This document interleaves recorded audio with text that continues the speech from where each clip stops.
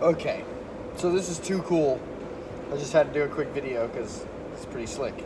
So this is the cover for the differential, right? And what's really nifty about these differentials, this being the front diff, in order for this thing to run in two-wheel drive, the ring and pinion have to spin independent of the output shafts, right? We see nothing spinning there. Output shaft's not spinning. Oh, look at all that chocolate milk. Damn it, this is why you don't let Charles drive.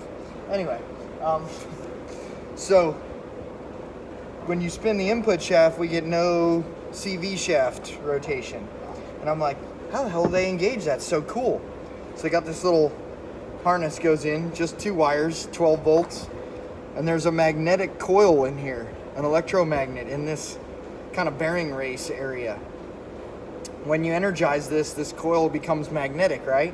And there's this little ring right here attached to the diff.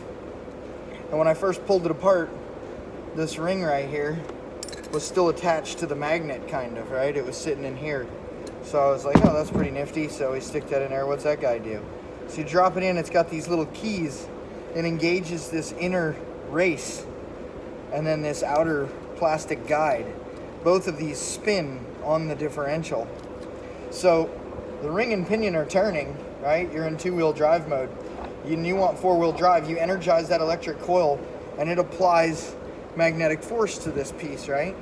But what happens is, since that's turning, it puts drag on it, and you can see that you can turn this just a little bit. In fact, you can turn it either way, so it works in forward or reverse. But as soon as you put a little tension on it, now it's locked. It's like a one-way bearing. As soon as it puts that little rotation on it, the roller bearings inside of here ride up a ramp and lock to the ring gear. So by just holding this a little and then turning it with it, it's locked in. But that means that this metal ring is constantly rotating against this magnet over here, this surface. And you can see very slight wear marks on the edge from it riding on this bearing surface. But actually it's pretty amazing, as many miles as that thing has on it, how little wear there is on it. I assume it's not always in four-wheel drive anyway, but just super nifty. Maybe I'm just nerding out because I'm an engineer and I like this shit, but I just thought that was really cool.